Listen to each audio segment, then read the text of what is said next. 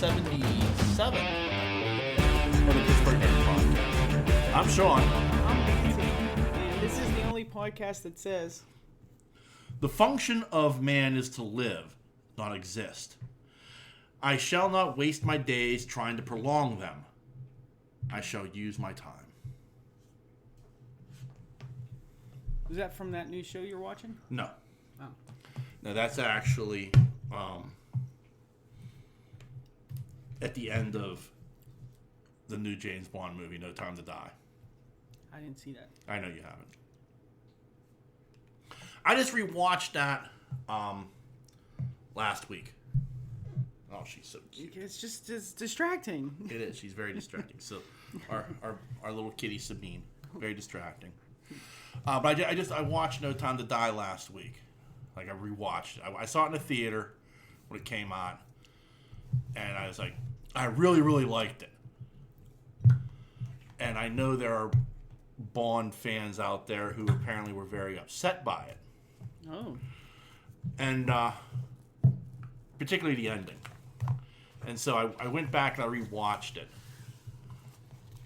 and I still liked it. Like I like how it bookends. Oh my goodness. Hey Google, stop. Sure. Stopping just us. There we go. Sorry about that. Quite all right. You waved your arms and it triggered it to go back because I only paused it. Unbelievable. Anyway. So I really liked it. I like how it bookends. It's 5 movies, like, because the thing with James Bond movies is there's never a story, like an overlying story. Oh. You know what I mean? Like, Yeah.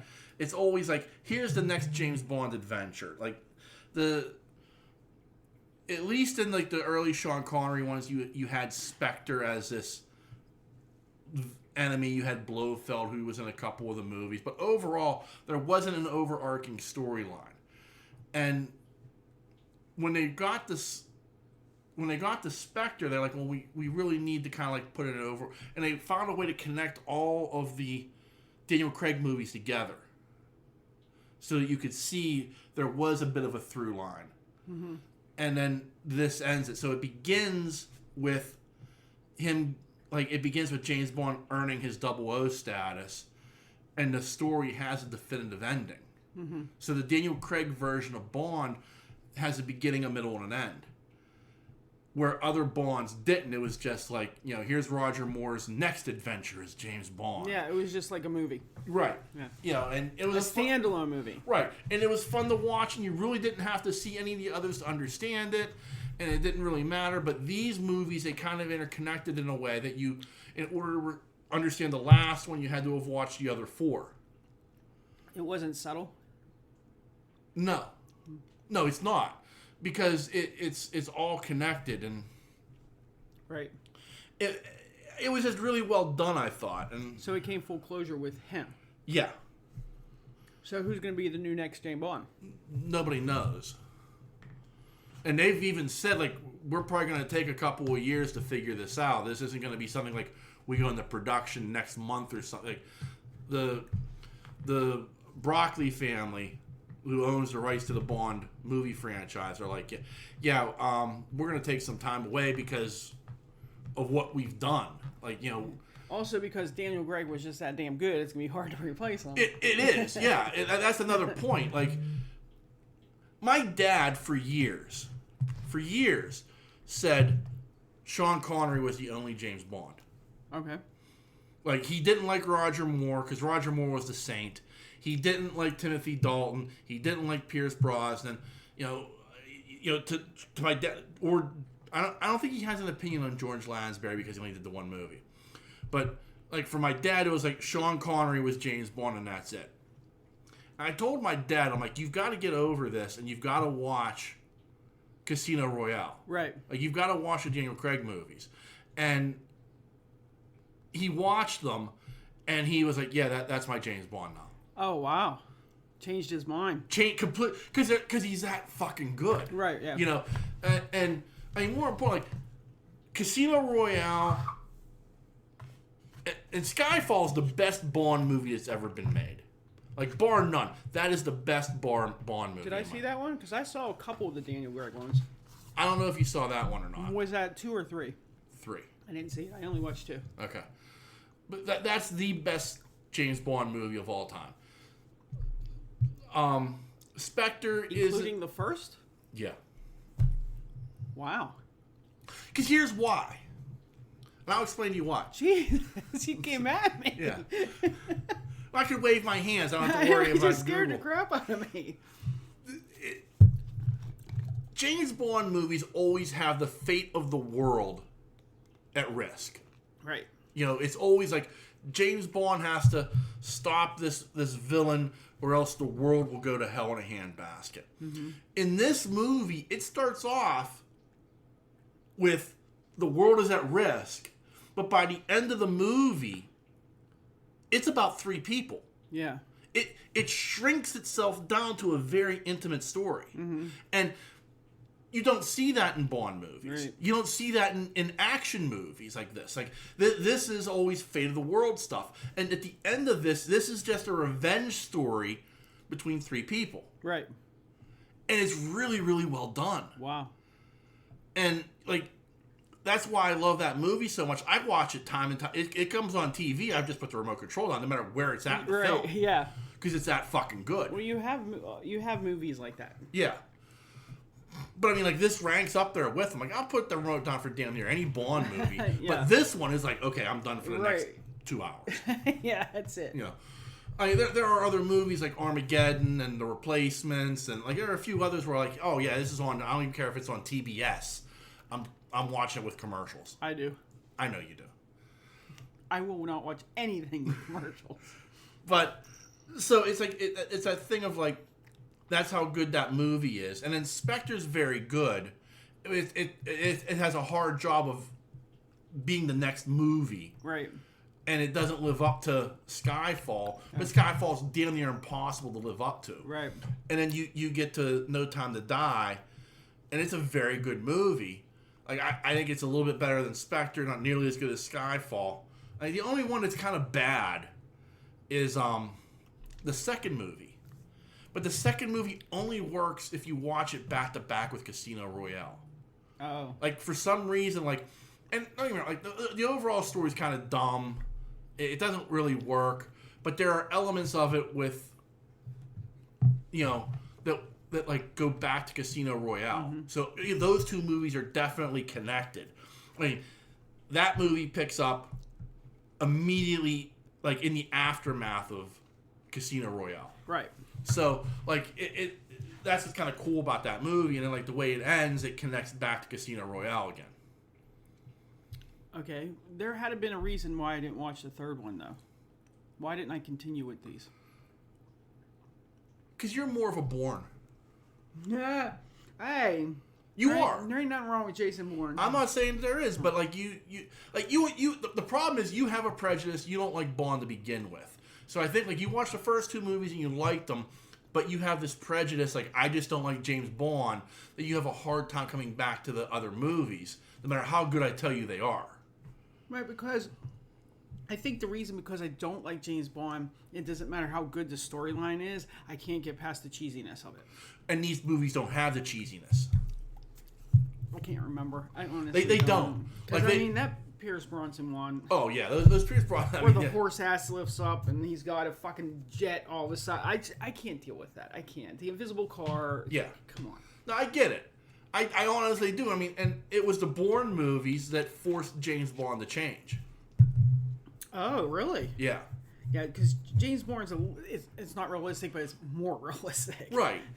But the action, like the car chases, were more realistic. Like everything about the Bourne movies, like had a more realistic feel. Even their fights. Right. Where the Bond movies were still like it was Pierce Brosnan, you know, funny one-liner after killing somebody. Yeah. Like, you know, cheesy gadgets. Like it was, as a Bond fan, you kind of accepted it, but like I'm watching the Jason Bourne movies going, fuck, I wish this was Bond. Yeah. And then they decided, well, we need to change it up because the Pierce Brosnan movies were performing poorly. Right. and they change it up. They bring in Daniel Craig. Like, you watch Casino Royale, that feels like a Bourne movie because of how much more like the foot chase scenes are and everything. Like, everything about that movie feels more realistic, and there's no cheesy gadgets. There's none of that horse shit. It's very straightforward, and they incorporate some gadgets at the end, but even those gadgets are still very minimal. There's no invisible car. There's no, click the pen 3 times, it becomes a nuclear weapon. Shit like that. Like, no, it's very minimal what the gadgets are that he ends up using. I mean, and even like so they got away from the cheesiness of Daniel Craig, and I don't think Daniel Craig could have pulled off the cheesiness. Right. No, yeah, he doesn't seem like. No. Yeah. No. So not like Roger Moore or Pierce Brosnan. Right. And I liked Roger Moore. I did. Octopussy's. I like that one. For some reason, that one I enjoyed. Right. View to a Kill. Just because is that the one? Yeah, but didn't it have Grace Jones in it? No. I can't remember. I think it was Octopussy. No. The one that dived off the Eiffel Tower, wasn't that Grace Jones? Yeah, that's that was View to a View to a Kill. Yeah. Yeah. Yeah. Okay. Yeah, I did like that one. Yeah. Yeah, I liked watching her in that. She was good in that. For Your Eyes Only. Yeah. That was the first Bond. Not a fan. Sorry. Wow. The song, you. Well, yeah, I understand that. The song sucks. But that was like the first. That was the first Bond movie I ever saw. The person that sings it sucks too. I can't remember who sings it. Sheena Easton. Sheena Easton. Okay. That's why I don't not a fan. Oh, okay. Ooh, that squeak. Sorry. That did squeak. Yeah. Yeah. So that's. I didn't realize that movie had been out that long in the theater. Where did you watch it? HBO Max? Epics. I thought you just went to see that. November. Really? Yeah. Wow. These few months are falling by. Yeah. Wow. What do you... Oh, you went... never mind. You went somewhere else yesterday. Yeah, we went to go see Thor yesterday. I said, okay. I won't discuss that. I'll discuss it next week with Ian. I can't keep up with your coming and goings. Well, what I've seen 3 movies in a theater this year. Only 3. Since November, I've only seen 4 because I saw Bond, and then I went and I saw Doctor Strange, Top Gun, and now Thor: Love and Thunder. We saw a movie together recently. We did? Yes. Morbius. Oh, yeah, Morbius. Yeah, we went to go see Morbius. How can you friggin'... Some things you block out. Shut up. Shut your mouth. No dissing on Jared Leto today. This is a safe zone for Jared Leto. It's when me, I'm here. a Jared Leto. Oh my god. But that wasn't the movie, okay? So let's not diss on Morbius because he spoke like Luigi. The House of Gucci. House of Gucci. Which we can watch for free now, by the way. So thanks, Jeff, for letting us watch that. Yeah. Oh my. So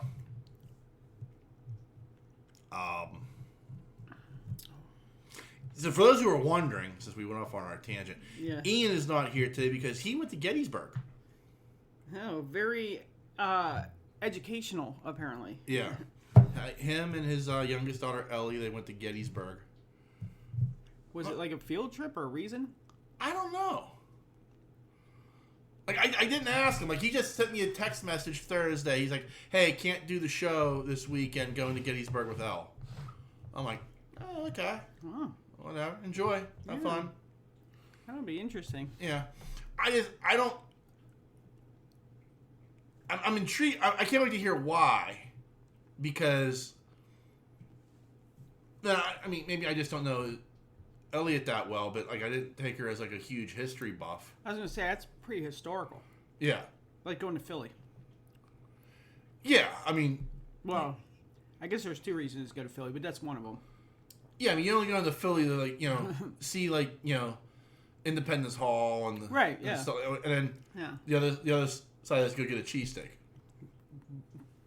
Bravo! You knew what I was going to say. Yeah, that's it. I couldn't figure out that word. Yes, bravo. Thank you. Yeah, you're going to get a cheesesteak. You're going to see the Declaration. Or I don't know. You could have a third reason if you think you're like a badass and is in the mood to kick some ass. I'm sure you We'll can go to find. South Yeah, Philly. yeah. You can just go to Philly and practice boxing or something. I mean, I don't know. I'm really not sure what the purpose to go to Philly other than the history.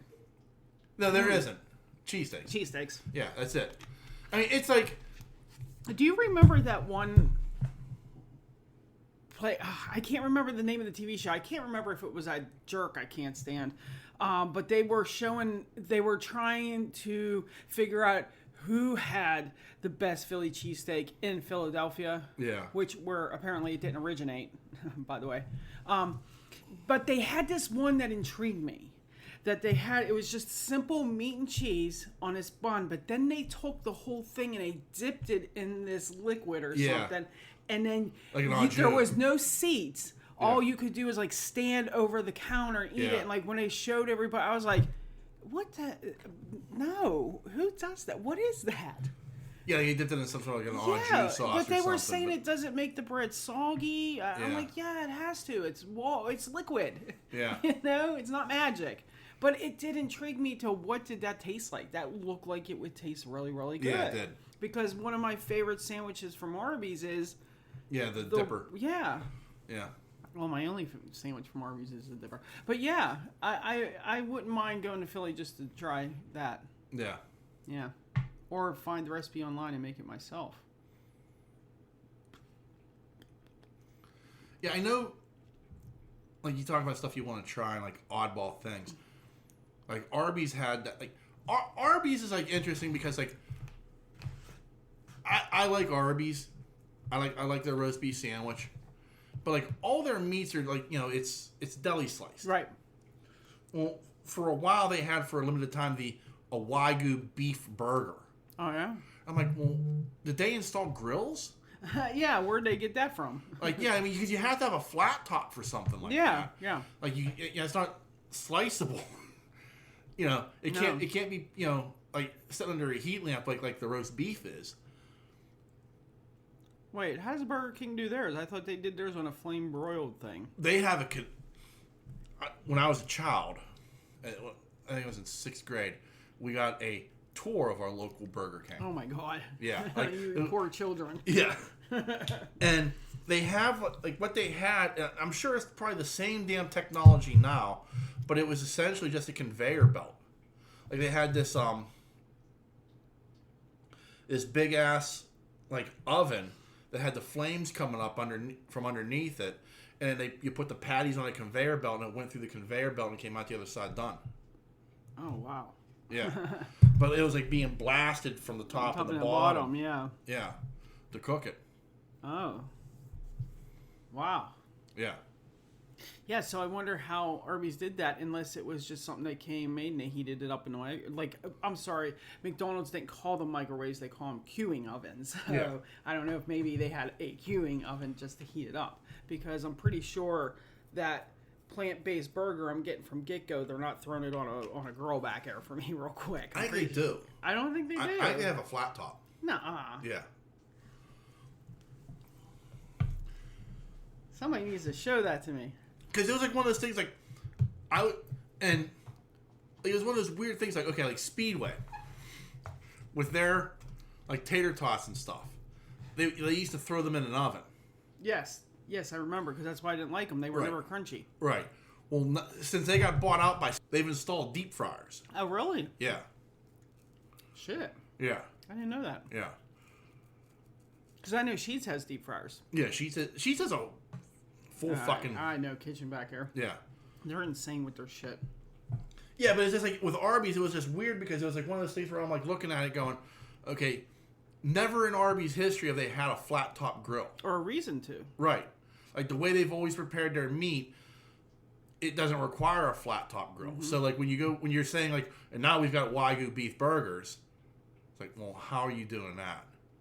And since they've been gone, did they take the flat tops out? If Yeah. that's, but maybe that's the reason they didn't continue with them, is because people were like, "This is not a burger." Well, apparently they were so fucking popular they sold out. Yeah, but don't you remember in the olden days, whenever restaurants would like pre-make all these burgers, they would be having them sitting in water? Oh yeah. Oh God, I couldn't even imagine. Well, like in school, whenever they pulled the patty Yeah. out of the thing, you were like, "Oh my God, please don't put that on my bread." That was fucking White Castle. What? That's how they do. They White Castle has these giant like pans, and they just line them with those mini fucking burgers. Right. They're not even burgers; they're little square things. Yeah, they throw onion on top of that. They fill it with water and they throw it in an oven. Wow. And then it sits. And then when they're done, they sit in water, sitting in like a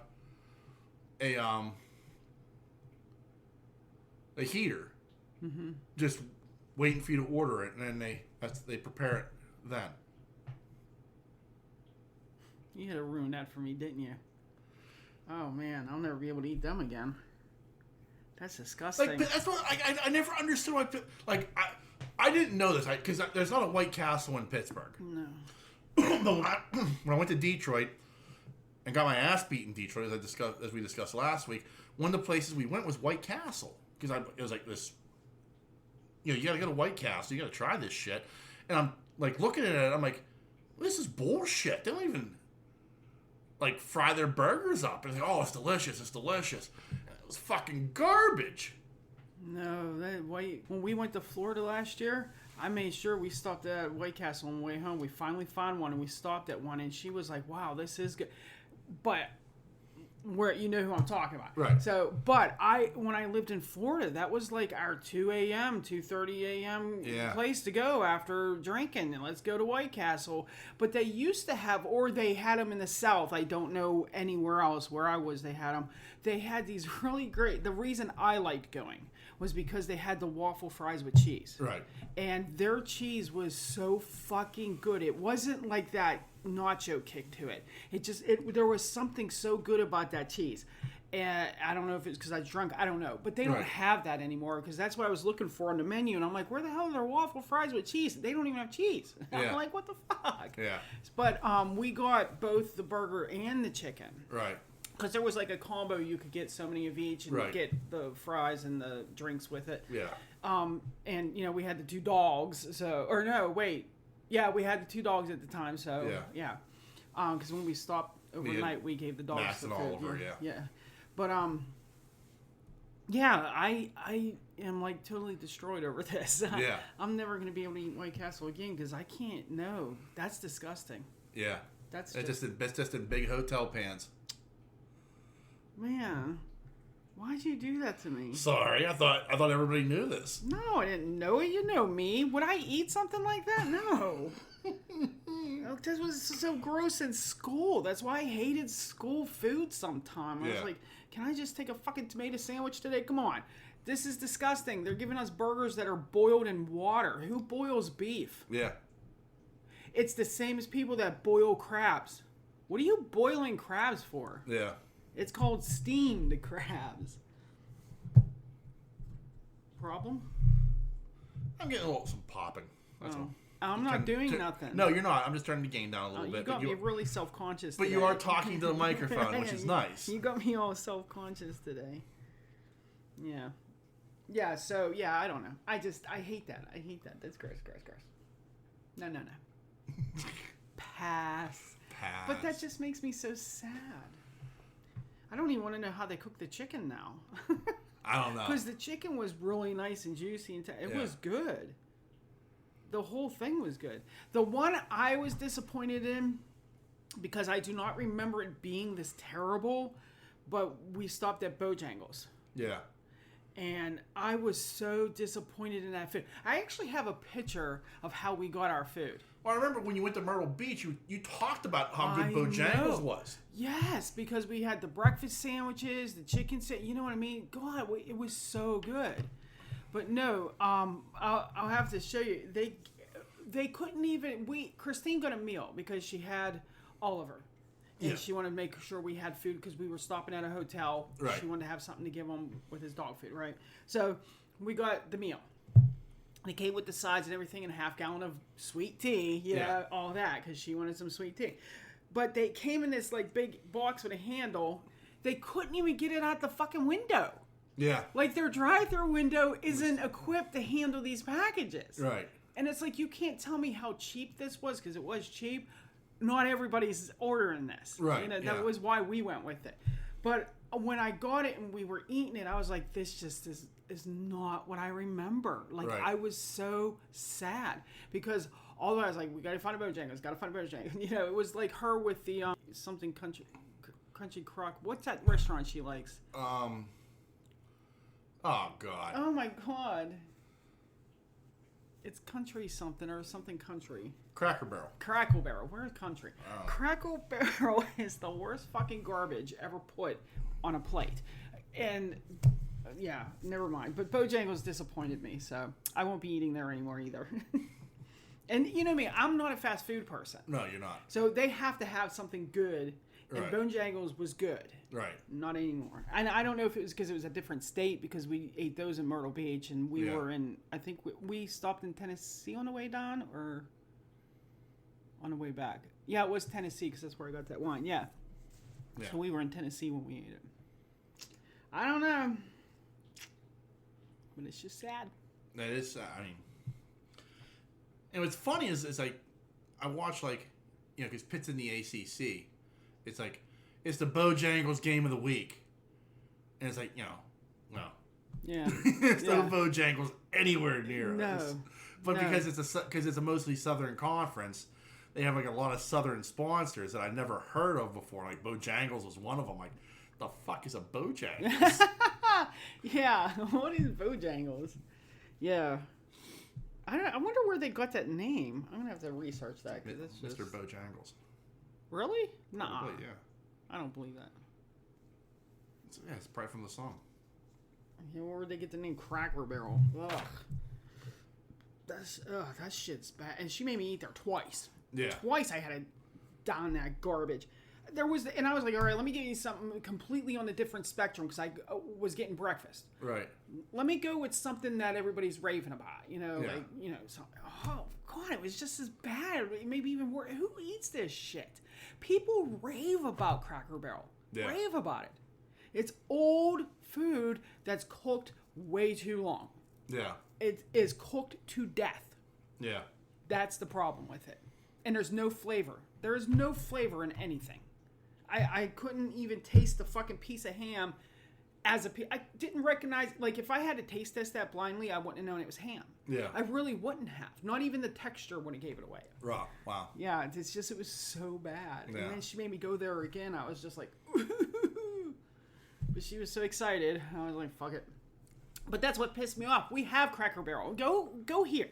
Yeah. Take me somewhere I've never been before when you take me out of state. Somewhere I can't visit at my own home. Right, but also just like the only Cracker Barrel I know of is, you know, on I-79. She goes to it. Well, she's a wackadoo. Like she is. Like, Thank God she doesn't listen to your podcast. right. But I can say that and get away with it. That's true. Sean doesn't do anything wrong, according to my family. But like it's like that amazing Italian restaurant in Uniontown. Oh, fuck yeah. Like I want to go back. So do I. But it's like I need a reason to head out that way. Yeah. Like, you know what I mean? Like we've gone out there twice. Yeah, but if you remember when we first found that place, there's nothing around there. No, that's the so problem. there's no reason to go there Right. except that. I have absolutely no reason to be in Uniontown. There's nothing out that way to like, hey, let's stop here, and while we're out that way, let's go to Uniontown. You yeah. know? And like it was like I picked that direction the first time. So I was like, there's got to be something out this way. Let's go on an adventure. Right. You know, let's Yeah. find someplace new. Which, if Sean Coon, and let me tell you guys something. If you are ever in a car with Sean Coon, I'm sorry, am I allowed to say your last name yeah, on here? yeah, that's fine. And he says, let's go on an adventure. take that opportunity because Sean does not do that. So when he said that to me today, I was like, or to me that day, I was like, yes, please, let's go on an adventure. He does not go outside his perimeter, just so you know. So if you ever have the opportunity, do it. And you know what? It was a good find. You find that restaurant, not me. Yeah. Yeah, I was very happy with it. I like that the second time we went. Bless you. Thank you. The appetizer that I got. That kachori board or whatever the fuck those things are called. Yeah, I can't remember. It was just nothing it was but Italian amazing. meats and cheeses. There was nuts and all kinds of stuff on it. It was so good. I would go there just for that. Because I wasn't too jazzed about the mushroom ravioli or whatever the hell I got. Yeah. Except, wait. Hopefully they'll have that one appetizer that lady was having when we were at the... Oh my god. Because it has mozzarella, fresh mozzarella in it. I would love that. Like the actual balls of mozzarella. Yeah. I was drawn. She actually was going to... She said, like, you want to try it? Yeah. No, I'm not going to eat off your plate, but thanks. Yeah. Yeah, we need to go back. Or you need to get another Godfather. Well, I think the last time I went, I got the fettuccine Alfredo. Did you? Yeah. Did you like it? Yeah, it was very, very good. Okay. I don't know. I don't think it was the way the mushroom ravioli was made. I think I just don't like mushroom ravioli. Yeah. Because I'm not big on pasta. Yeah. But I love mushrooms and stuff like that. I just think the combination of the two just didn't do it for me. Yeah. Just the way it was made. Not because it was bad. Yeah. Because it tasted delicious. But I couldn't get past, like, the way it was together and the texture. I just couldn't. I think the first time we went, I got the Italian hoagie. Yeah, I can't. And that was phenomenal. Bueno, you good? The chicken fingers. Oh yeah. They weren't fucking fingers. They were chicken breasts. It's fucking chicken breast pounded out. Yeah, your appetizer, 4 chicken fingers. All right, let's get some chicken fingers. Nope, those were fucking big breasts. Just, wow. Yeah, that was ridiculous. That is, yeah. And you know what? They know how to make mixed drinks too. Because remember, I had a few mixed drinks and they were good. She knew her stuff. Yeah, but it's like a thing. Like you said, the problem is like, I'd love to go out there, but it's like you drive all the way out there, you eat, and you drive all the way back home.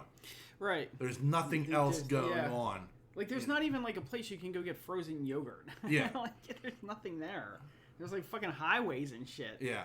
There was that one little shopping center, but it was like stuff like H&R Block, AT&T, Cricket, Glass Center. You know, here, pay your bill here. You know, there's nothing fun in that. Yeah, a bank.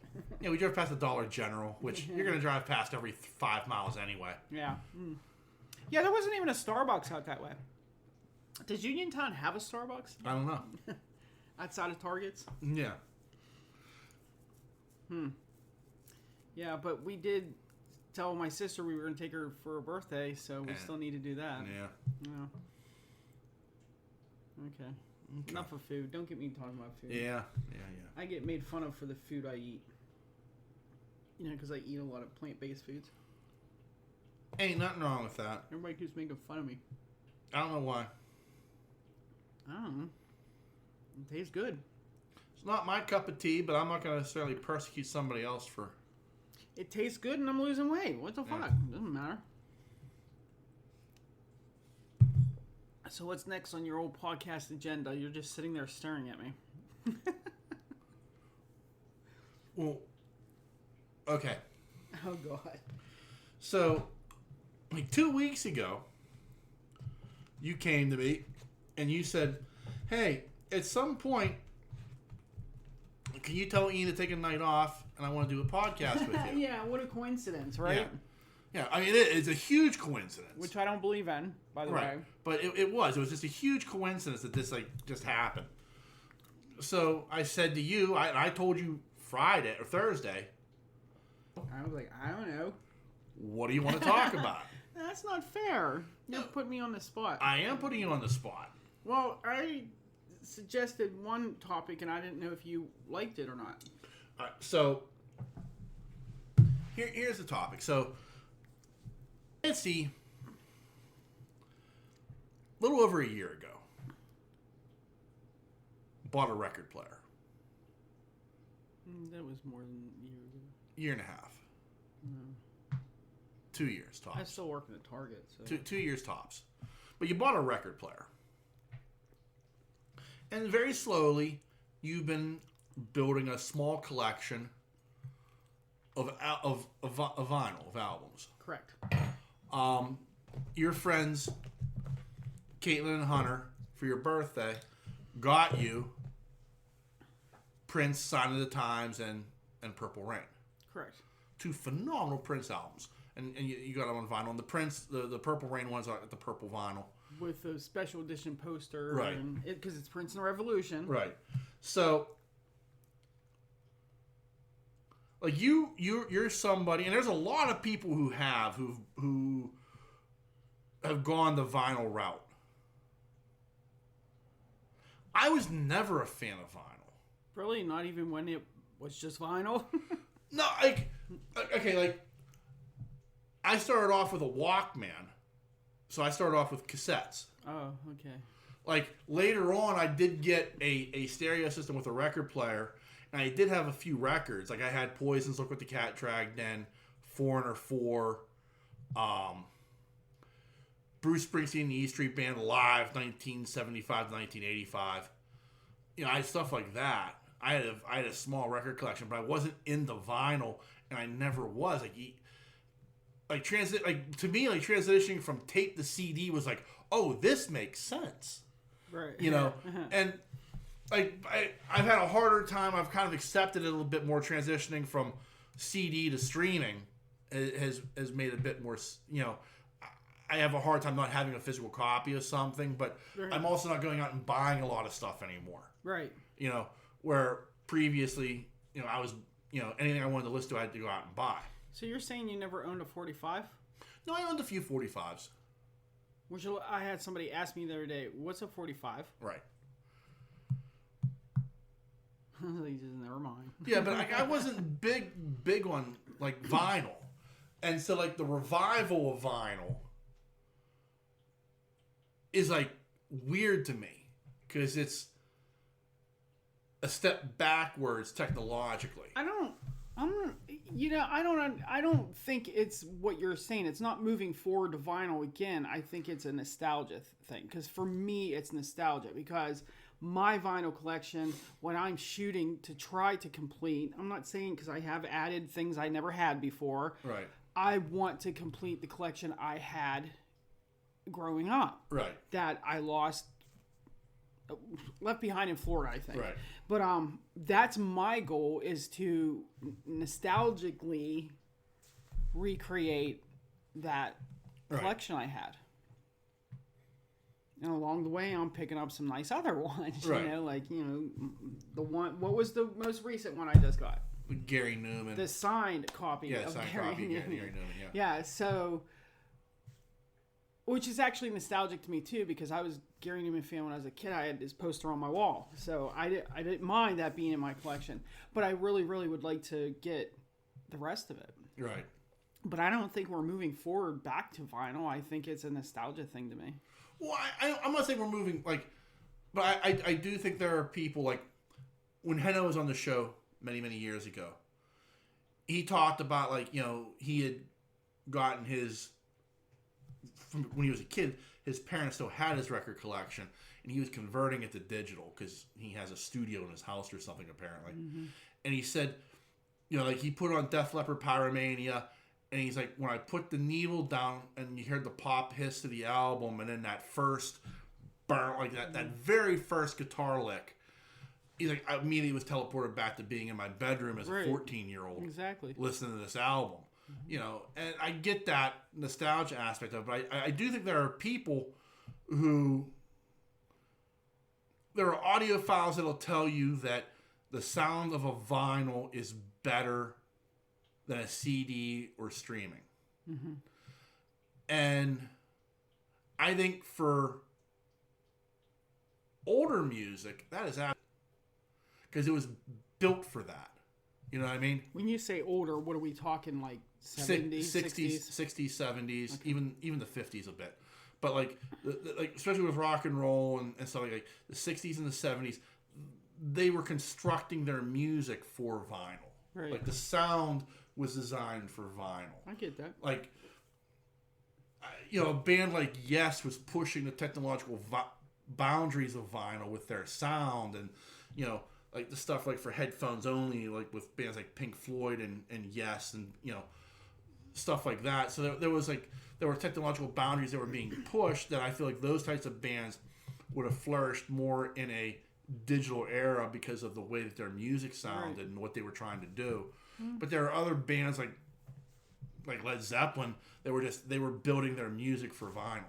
Right. It was meant to be listened to in this format because of the way they were constructing their music and the albums. As opposed to eight tracks. God. Right.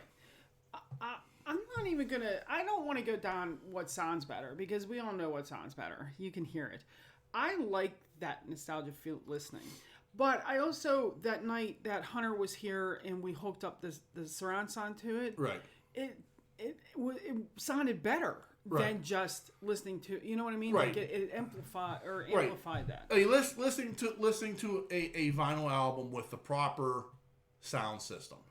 Like you just have a single record player. It's got two okay speakers. Like, No, they don't. Them speakers suck. Right, but like you said, when you hooked up to the sound bar, it sounded a whole lot better. Yeah, which is true. But I guess it to me it's like I'm not putting down vinyl, but like I feel like bands today who are releasing stuff on vinyl, like. I feel like they're just trying, and right. I mean, I guess rightfully. I mean, they're just trying to make a buck. We're gonna cash in on this, but I feel like modern music is it sounds better digitally than it does on vinyl. Oh, I agree with you, because I have that Imagine Dragons Evolve. Yeah. And I don't like listening to it on that. Right. I will stream them songs every time. Right. So I don't know why that. I just think it's that album. I don't know, because the other ones. But see, I don't think. Let me look at my collection. I don't have anything new except for that. The Imagine Dragons is as new as you get. That Gary Newman album. But that's Gary Newman. Right. He's gonna make anything sound good any way I listen to it. Different for you, I know, but I would listen to his shit on anything. I can't. I'm excluding him because he has that sound. Right. He has the sound he had in the 80s. Right. So that works for me. None of these, this is the only new one. Right. So I got to get somebody newer and buy another new and see, because I don't know if it's just that album or what. The problem I have with listening to shit on vinyl is you can't skip. Well, you can, but you end up scratching the shit out of your record because you can't do it perfectly. Right. And the flipping of it over, the changing of it out, because you got to be careful with them. You don't want to touch them. You got to be I'm very delicate with my albums. Right. So it's a pain in the ass. It's a process to listen to stuff on vinyl. Right. Because you don't just have this shit sitting out like you did in the 80s. Right. Mine's in the table, all put away unless I have it brought out to listen to. Right. And the sound bar is hooked up to the TV, so I even have to unhook that. So it's a process to listen to them. I mean, there are other people who do have it set up so they can just Right, listen. exactly. That's what I'm saying. I'm not that person because Right. I'm collecting it for a different reason than to listen to it constantly. Right. That's not going to be my source of listening when I got a Google speaker in every damn room in my house. Right. You know what I mean? So, but there's just something about bringing that out and listening to it that, like your friend said, it does take you back. It absolutely takes you back. I mean, let me pose it another way. I mean, and I think this is a prime example. Could you imagine listening to a 30 Seconds to Mars album? Oh, that's a good one. Because I do want to get their stuff on some of them, not every one, just like the first three. Yeah, and that Love, Lust, Faith, Trust, whatever it is, that one I wouldn't mind having on vinyl. I don't know. That's a hard one. Because, I mean, that's a more modern sound. They were born of the digital age. Because that makes me think if I would have like a Linkin Park one on vinyl, what would that sound like? I can't imagine that would sound good because I don't think it would either. you know, Yeah, because Mike is very into all that digital shit. I mean, Right. if you ever watch him, do Yeah. it's amazing. The fucking, I don't know how they figure all that shit out. The equipment they have, all the buttons, the knobs. Oh, how do you even know? Right. But I don't know if that would transfer into vinyl sound wise. Yeah. right, I don't know. I would have to hear it to know. I ain't gonna judge it unless I hear it. yeah, I don't know what it is about the Imagine Dragon ones. I don't. right, And I don't know if it's just that album that I'm not. right, I didn't buy that for myself. Somebody bought it for me as a gift. right.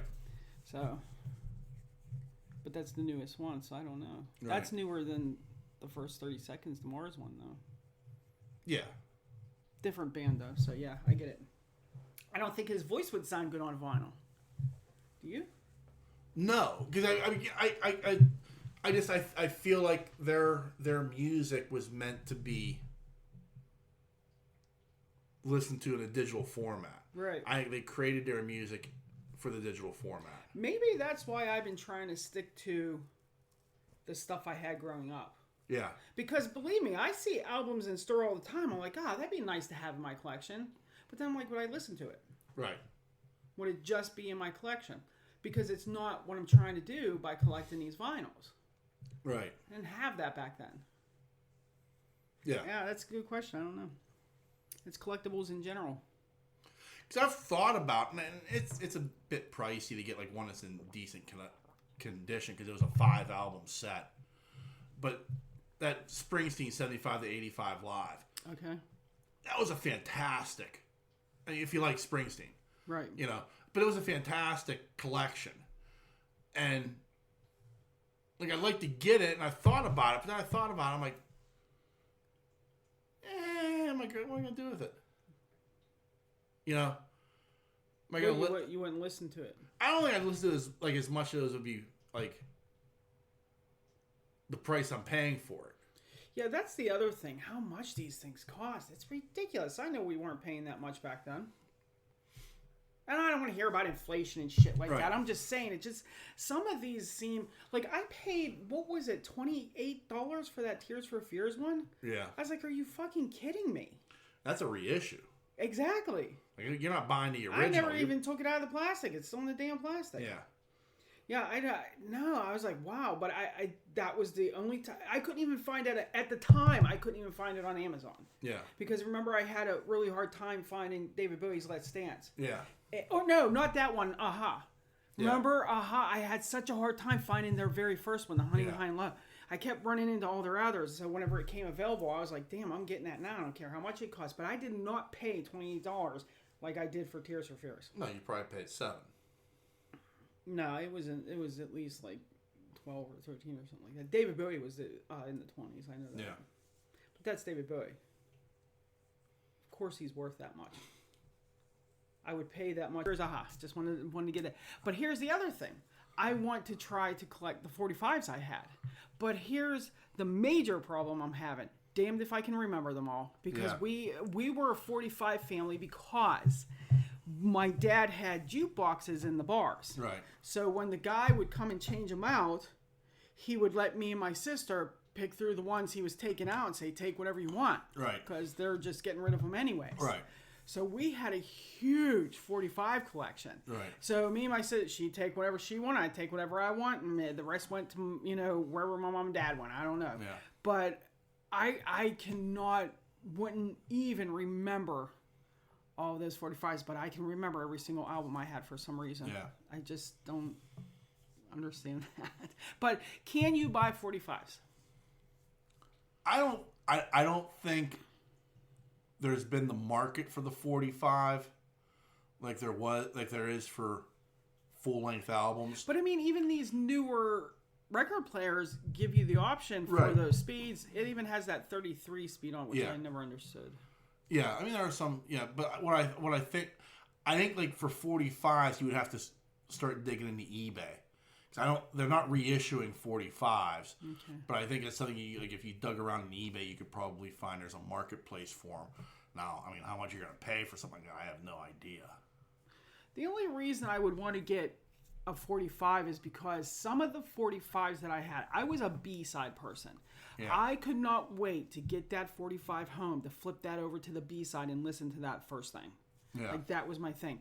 And there was quite a few of them that I had that song, the album came off of, that B-side was not on that album. It was like a standalone song. Right, that was usually the case. It was usually Yeah. like we need 8 songs for an album. We've recorded 12. We wrote 12. We recorded 12. But these 8 songs are gonna make it. Well, these 4 will be our B sides. Right. So that Yeah. was like why I always like buying 45s too. Yeah. But God, to find all of them, man, the shit you wish you would have held on to. Yeah. Well, that stinks. Okay. Well, that goes at that idea. Well, it was collectibles in general, by the way, is what I wanted to talk about. Okay. Like, for instance, like, I know we were talking about it at work the other day. Before we opened, we were doing our thing, and me and Allie were just talking. Or was it Tamara? I can't remember. We were talking about the collectibles, and she made a comment that everybody that I see that collects stuff is always from their childhood. So it's memorabilia, it's nostalgia, stuff like that.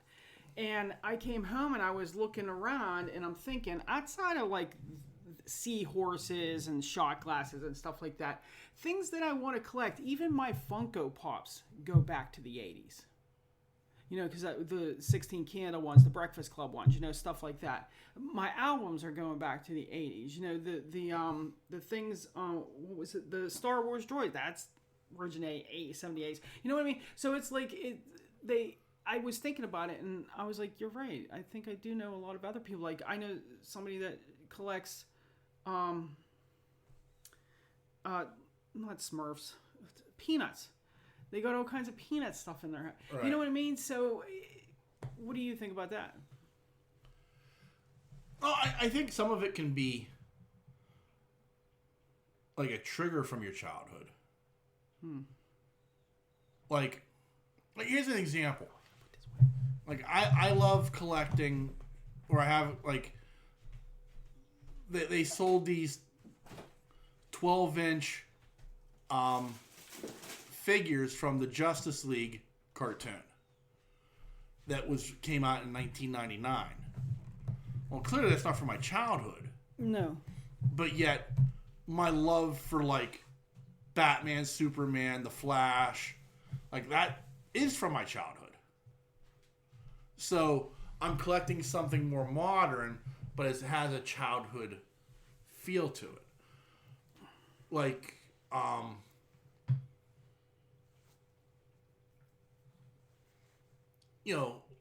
I love to collect. I love to spend more money on them. I just don't. Like I got those 2 Starship Enterprises, those Eagle Moss ones. Right. Well, I mean, it's the original Enterprise, and it's the Enterprise A from the movies. That's clearly from my childhood. Right. You know what I mean?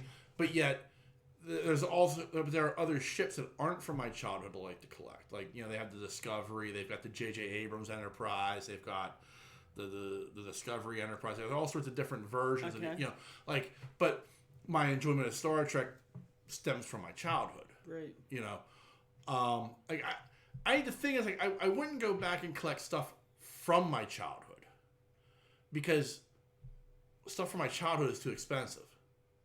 Well, no, I didn't say it like Right. that. I'm saying, like, I didn't mean... Well, I mean, I know people, like... I know what you mean, because remember that one toy we saw at that Comic-Con one time? The Fisher-Price tree? Yeah. Oh, my God, I couldn't believe that. And we had 2 of them. Yeah. Yeah, I know my parents didn't pay an arm and a leg for a toy for us. But, like, I'm saying it would just bring back the nostalgia of your childhood as well if it wasn't the actual item or whatnot. Yeah. A little bit, yeah. Like, there are certain things that I've collected over the years that it does bring me nostalgia from my childhood. Like, I have that, it's a Funko Pop, but it's of the original Battlestar Galactica version of Apollo. So he's got on the brown jet, the buckles, and like that like takes me back. Like I can think back to like, oh yeah, I loved that show when I was a kid. You know,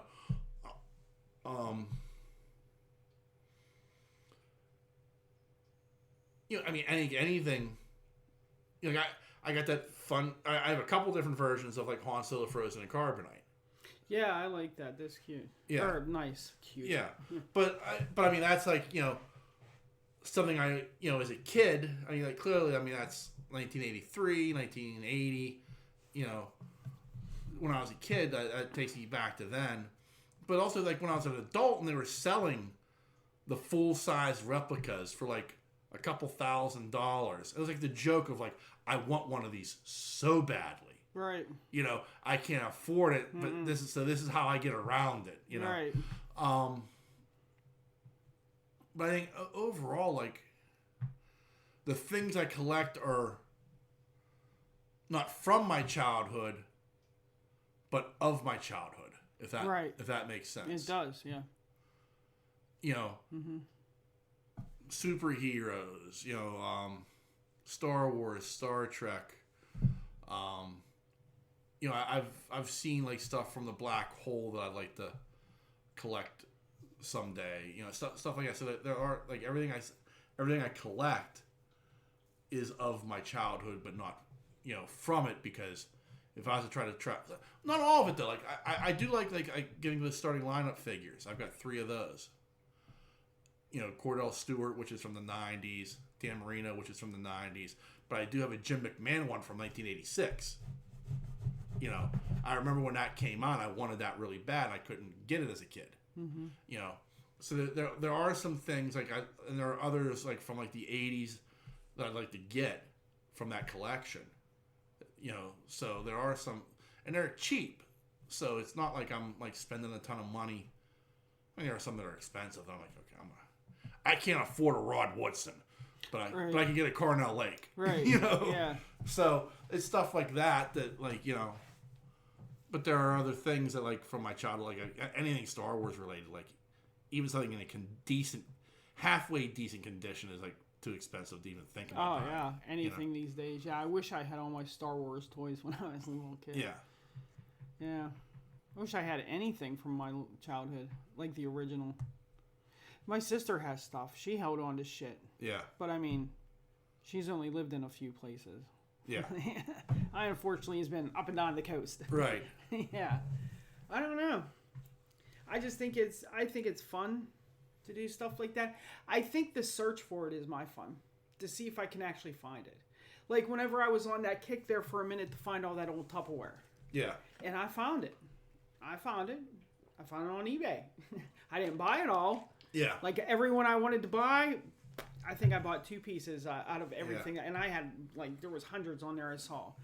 So I think it's fun to research it and see not only what is out there and how much they're actually pricing that these days. Yeah. Like those collectible plates that I have on my parents. Yeah. How much because he got them all from the Franklin Mint and they're worth nothing today. Yeah. But who knows? 20 years from now they might be. Right. You know what I mean? So it's fun to find stuff like that. Yeah. Yeah. Don't you dare tell me my Dale Earnhardt collectible plate ain't worth nothing. Yeah. Some of these plates, I don't understand why my parents got them. I'm wondering if they were just part of a collection that they were doing. Yeah. Or if there was because there's random ones that my mom picked out that was meant something to her. Like the one that is, it's carved. Yeah. Out of the stone that it's made out of, and it's the Mother Mary holding Jesus. She wanted that one so bad. I remember her telling him, I want, and he's like, that's not in, and she's like, I want that plate. Right. So, I don't understand some of the meanings behind these things, so I look them up, and it's that means nothing to me. So who knows? Yeah, who knows? Yeah. Yeah, I don't know. That's what my dad collected. Franklin Mint shit. Yeah. Yeah. Yeah. He even started me with a collection of unicorns from there one time. And I was like, when the hell did I ever say I liked unicorns? All of a sudden I liked unicorns. I was like, do I? I don't like unicorns. Why? Yeah, what the Never fuck's been up a with the unicorn. And I actually wish I still had it because Caitlin loves unicorns. I would have Yeah. gave all them to her. And there was some really nice, beautiful pieces, you know? Yeah. They were all left in Florida, but I was like, I never liked unicorns. But all of a sudden, my father thought I wanted unicorns. I was like, okay. You know, I was playing with Star Wars and G.I. Joes, and here comes the maybe that's why. Maybe it's just one of those things like, I don't know Nancy that well, but every girl loves a unicorn. Yeah. No, Yeah. my father knew me. Yeah, I don't know. Yeah, that was one collection I was not. I mean, I was sad because a lot of it my father got me, but that I don't have it anymore. Yeah. Yeah. Yeah, I don't know. I'm just like, I hate to see like a week from now I'll get stuck on something. Yeah. And I won't be happy until I find it and see if I can get it or if I can afford it. Because Yeah. that was the problem with the Tupperware. A lot of that stuff I couldn't afford. A lot of that stuff I wasn't going to pay that price, I Right. should say. Yeah. It's not that I couldn't afford it. I just didn't think one container was worth $55 because Yeah. it said Tupperware on it and it was made back in the 80s. Yeah. I was not paying $55 for that. Right. I can afford that. I Right. just ain't paying that. I can't justify that. I cannot justify it. And I think Tupperware, for some reason, my mother sold Tupperware. So she would always get the orders, and we had this spare bedroom down in the basement, and she would put it all on the bed, and she would give me and my sister the slips and the boxes and say, go to it. Yeah. And we'd have to sort these orders. And we'd have so much fun. And those little keychains, and Yeah. we had fun doing that stuff. And we had Tupperware in our house galore. I mean, Yeah. there was not a Tupperware container that was made that my mother didn't have. And she had it in triplets, Yeah. So I think that was one of the reasons I was like, yeah, I want to start collecting Tupperware because I saw a few pieces my sister had and I said, I would love to have that. Right. But once I started investigating, seeing the price, I don't want to pay that. Yeah. I don't. Yeah, I can't justify paying that. There were the two that I got, I could afford, and I thought it was reasonable, and it was all under $15. Yeah. And it came with a couple things, Like the little lunchbox. I want to get the lunchbox so bad. But if you find the full set, it's either way too expensive. If you find one you can afford, it's not a complete set. Right. Or there's damage to it. Right. It's like that cake holder I have downstairs. I got it Yeah. from Goodwill. It's got that little dent in it, and the only reason I bought it was because of that little dent. Tupperware says they will replace anything lifetime warranty. Right. And Christine's neighbor knows the chick, Judy, that sells Tupperware. Yeah. I said, I can't. They don't even have those anymore. Right. So I'm like, I can't. Yeah. But it was 55 cents, so it Right. was worth trying. And it's usable. Yeah. It just, Has a dent. yeah, and it's not that far in where it would touch the cake, Right. but it looks bad. I would love to get the Tupperware pitcher. Oh, the one with the... Yeah. Christine has one. Does she? She uses it to put her silverware in. No clue where the lid is. I'm Yeah. sure when they clean out their kitchen, they'll find it. But Yeah. we have so many of those in Canada. The Yeah. cottage had, because that's what they would let us kids take shit down to the dock in because we Right. weren't breaking stuff, Right. And it floated if it went in the lake. Right. It is one of those things where like, that's nostalgia. That's Yeah. the epitome of nostalgia. It's like everybody had that pitcher. Now, are you talking about the orange one or that yellow mustard color one? It was the yellow mustard one that we had. We had them all. Yeah. Now it's this like bright green, and I think they have a clear one too. Yeah. I saw Terry had a clear one, but I'm not sure that was Tupperware. It just the lid looked like it Yeah. was Tupperware. Yeah. But like you push that thing, you had to hit the button to Yeah. pull it up. It was like a pressure And you thing. never did. No. You never did, and you ended up wearing half it. Yeah. Yeah. I hated that thing. And I hated worse. I hated the cups that came with it. And the worst part is right now, like I can taste it in my mouth. That was like what my parents would put lemon blend in. Ooh. Ooh. That's almost as bad as Tang. Oh my god. I love Terrible. lemon blood as a kid. Oh. Like up until And you won't drink lemon flavored water? I know. I'm a weirdo, but there's something about lemon blend. It's like so delicious. No, it's not. It's not. You're right, but it is. It's like Tang. It's not. But like it was like that thing of like even like when I would go like when my Aunt Joni would take me and Ian to the movies, like I would get a lemon blend, Yeah. popcorn lemon blend. Ugh. It wasn't until like 20 or so years ago like I switched over to like it was like Ices. ices because that shit's cheap. Let's buy it. You know. probably could have Big Lots. You might. Yeah, you know how they have that weird old stuff in that store. Yeah. Yeah, food wise. Yeah. If you're looking really good at the shelves, something you can see, you're like, wow, holy shit. Yeah. Of course, Big Lots has it. I haven't seen this in 30 years. Exactly, but Big Lots has it. Yeah. Big Lots wasn't even around back then, but they I have didn't even it. know. Is this still good? I know, I know this manufacturer can't still be making this shit. Yeah. What pantry cupboard did they find that in? Yeah. Little Debbie snack cakes from like the 1975s. Something, I'm telling you. The Big Lots is like a fucking time machine store. This is go back in time. Because, I mean, even some of their furniture, when we were looking at couches and tables and stuff, I'm like, how old is this shit? Yeah. I'm like, it was like plain simple 70s shit. You know what I mean? Like, they had just the brawn with the drawers would be light brawn and the dresser would be dark brown. Yeah. And it'd be like in a triangle, like, design. Yeah. And what the fuck? Where'd they pull? What dumpster did this come out? Yeah. And there's Nixon shit in it, Yeah. you know. So I'm like, okay, somebody had an estate sale. Yeah. And Big Lots latched onto it. Here's the one fucking dresser they got. So random in that store. Yeah, I'm not a Big Lots fan. I only go there when it's like, okay, I need some cheap curtains. That's about it. Yeah. Because you're not going food shopping there. You are not No. going food shopping there. Or if you need something for your outside during the spring and summer, they have nice outdoor shit. I will give them that. Yeah. Yeah, but that's not my mainstay store. No, I don't think I've been in Big Lots since we were furniture shopping. No. No, and we didn't even buy anything there. I mean, the couch technically came from Big Lots, but it's Broyhill, so it comes from Broyhill. So it's not a Big Lots product, you know? Yeah. So, yeah. But I don't know. What other nostalgia stuff do we have? I don't know.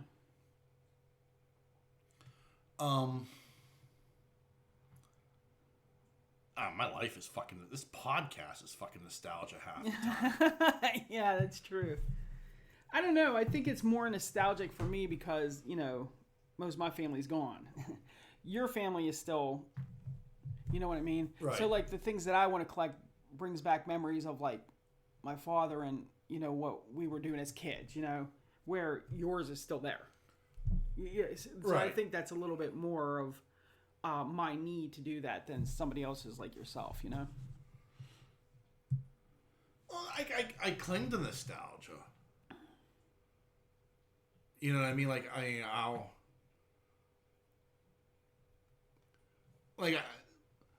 I was looking at...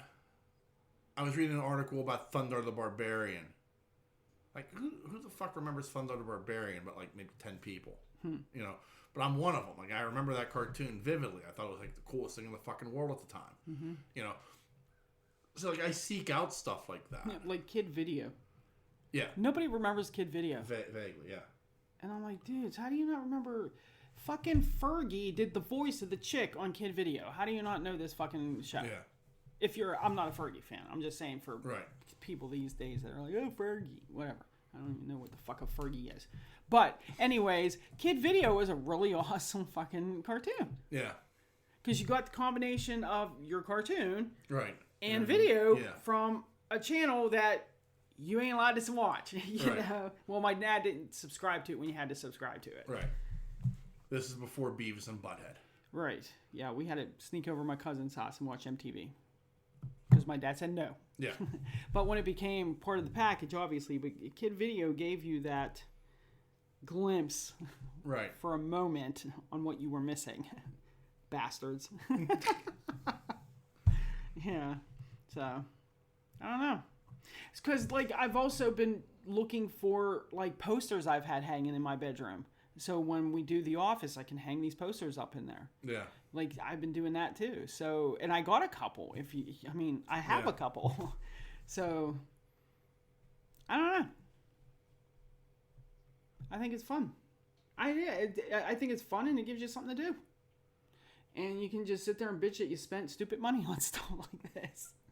Like, why did I spend that money? I didn't need to buy that. Because I'm the kind of person that once I have it, I'm not returning it. Yeah. Whether it's useful to me or somebody else or it's just plain garbage, I do not return shit. Yeah. I have a closet full of clothes that I don't fit into because I won't return them. Yeah. I'm just that person. I don't return shit. So it kills me. It pains me when somebody says, here, you work at Kohl's, take this back and return it and you can keep the money. I don't even care about the money. I just don't want to fucking stand in the return line and return this shit. I just don't want to do it. So, if you buy stuff like that and it doesn't like pan out, yeah, you're disappointed. So, I mean, I can understand why some people don't do it. Because you really don't know what you're getting. You know, proof is in the pudding. Because if you remember the elephant topper that we bought to put on the baby shower thing for my sister's daughter-in-law, daughter-in-law. She's her daughter-in-law, yeah. And the actual one we got, a completely different piece of shit compared to this beautiful picture they put on Amazon. Yeah. So, you know what I mean? Yeah. The only good thing about that was Amazon was like, you don't have to return it. We're just refunding you. Because, yeah, that is absolutely... Because I sent them a picture of it. And they were like, yeah, that's not as advertised. Because I said, I don't want to deal with this dealer. I want you to deal with it. Yeah. And they were like, we're just going to refund you the money. So, yeah, I can see a lot of times with stuff that's supposed to be nostalgic, once you get it, this isn't what it was. Like, if somebody would say, I'm selling a Snoopy ice cone maker. Right. From the 80s. Yeah. Okay, well, you can get them these days. They do sell them. Right. But not how they made them in the 80s. Right. So if you're telling me that you're selling me that from the 80s, I want that version, not this new version. Right. But I'm sure people are selling that because it's, yeah, you know. Yeah, it's just, it's, I think also part of it is, there's how you remember something, and then there's what it actually was. Yeah. Like, I'm sure there's probably some things from my childhood that I've over-exaggerated in my head as to how cool it was. But the reality is, it wasn't, or it didn't do what I remember it doing, because in my head I had it do that. Yeah. Like, you know, when I played with it, this is what it could do. And, right. You know, but in the reality was, like, you know, no, that was just your imagination. Yeah. But that's how it's remembered for whatever reason. So I'm sure there are certain things, like if I was to go back and try to get them, I'd be like, oh, that's disappointing. Right.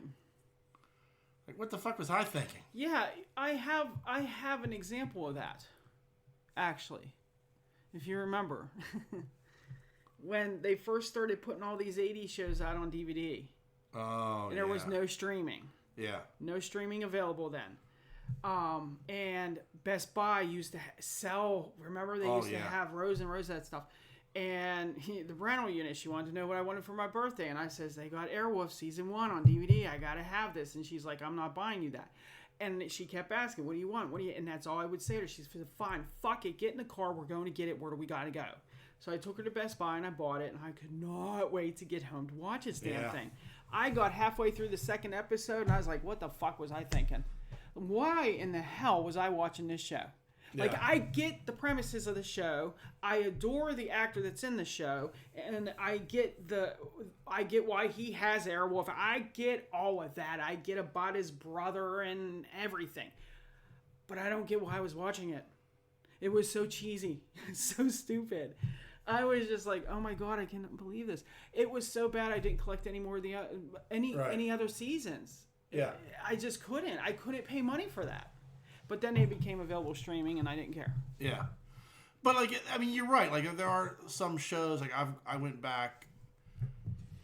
Like, I can't watch The Dukes of Hazzard. That shit is fucking horrible. But see, there was a difference. Like, I collected all the Miami Vice ones, but Miami Vice was a good show, regardless. Yeah. But they played that on TV, on repeat, on one of those crime TV channels.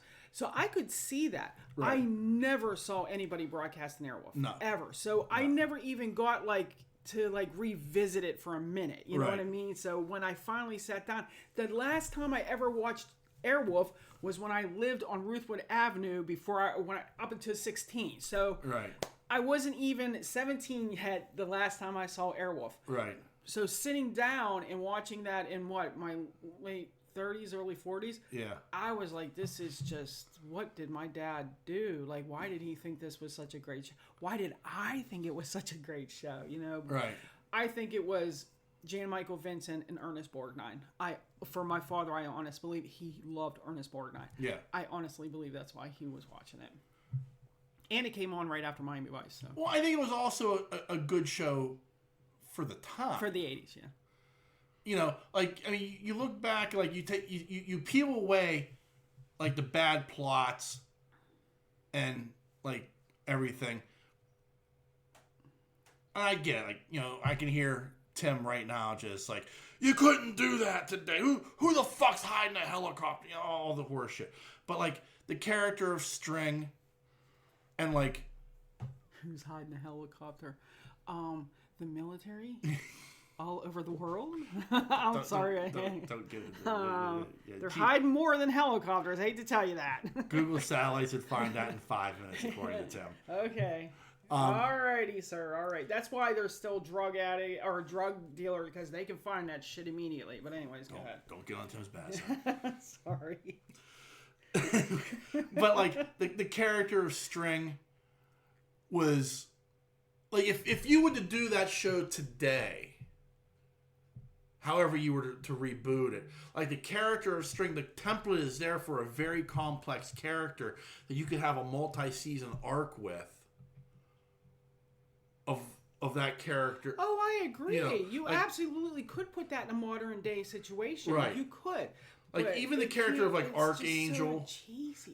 The problem with the plots were cheesy because it was the 80s. There was other things that were cheesy just the way it was done. Okay, so most of the shows, the action took part in the last 10 to 15 minutes with him being in Airwolf. Right. And just them... It's the same thing I had complaint watching Miami Vice, even though I will watch Miami Vice any time of the day, anywhere, or any place. How they had to show how they got from one place to another. Yeah. Okay, but on Airwolf, obviously that's the fun part. But they were showing every button they pushed, everything they lifted up, every turn of the chair, the snap. Like, it was so fucking cheesy. You were like, why do I need to see all this? Yeah. But as a kid, you were like, wow, you know. But now I'm like, oh my god, cut this shit out. Just get to the point. You know? I mean, it was like if you watch like old movies, like from like the 50s, there's like, hey, I want to go visit Bob, and the main character then shows him leaving his house, getting in the car, driving to Bob's house, getting out of the car, walking across, like all this shit. Just to have a 5-minute conversation with Bob. You had 40 seconds of exposition of how he got from his house to Bob's house. But like in shows like Miami Vice, they were not only showing like the surroundings. And if you watch, as a kid, I never paid attention to this because I was a kid and I was sitting there with my dad. And I was more into what song are they playing, that, you know, because you couldn't just fucking Sondheim that shit. But anyways, it was always like they had to put the camera position where you watched the tire. Oh, yeah. And you could see the palm trees and the reflection. But if you watched when they went to something else and they came back, it was the same fucking thing. Or they passed this and then they went to that and they came back. You're passing that again. You know what I mean? So it was just a fucking loop it was on. Right. But it was a great loop because at the same time they were playing In the Air Tonight or something. Or something. Exactly. And I told you I wanted to do that. And you know what? Wait. Miami Vice, I don't know if you know this. Miami Vice was one of the rare shows that not only had the fucking cool ass soundtracks to it, they actually played full songs in there. Like Wire from U2. Yeah. That song is played in its entirety in that scene. Yeah. There are no cuts in that song. I always told you I wanted to take Voices. I wanted to take that song. Yes, with the cats. Because we'd be coming home from like your sister's house at like midnight. Yeah, and they'd be wanting to be fed. And it could be like dressed in this, and then like it's us in the car, like the McDonald's logo go. Yeah. Or you can have a scene where like Ahsoka walks up to Dritz and looks in his face, and he's like, "Oh, just get out of my face, I'm hungry," you know, or something like that. Or don't ask me, I'm not the one who's late. You know? Yeah. They're looking out the window. Yeah. Ahsoka goes to the back window. Like, I wanted to do this whole video, but I wanted to use the song Voices because it would like fit perfectly. Yeah, that's another song that was actually Voices was done in its entirety twice on Miami Vice because it was a split season because it was 2 episodes that was on, or not a split season, a split episode. Yeah, like I wanted to do the camera shot of the tire, just like that, except it was like, Yeah, and all we have to do is turn on a phone and go like this. Yeah, I mean, nowadays you could do it relatively easy. Like put the I think it would have been hysterical. Yeah, you wouldn't have to mount anything to your car. Yeah. Yeah. Like just us like driving, just a little. It was switch out driving too, like with you and me. Yeah. Oh, it would have been tremendous. Right? That would have been fun. That would have been fucking hysterical.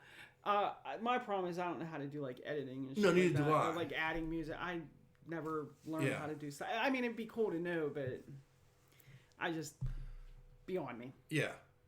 But yeah, it would be fun. That would have been funny. Dritz and Ahsoka. Them 2 little shits always was mad at us. They were. Yeah, that was fun going down memory lane. All right. Well, is there anything you'd like to add to the proceedings there? No, thanks for letting me step in. I'm sorry it was boring. I don't think it was boring. I'm sorry I didn't have a better topic. Right. It was last minute, and I was working, so I wasn't really thinking about it too much. So sorry. Yeah, we're blaming this all on you. Why not? Why not? This is why Ian can never take a weekend off. Yeah. No vacations for Ian. That's why we can never have a good co-host.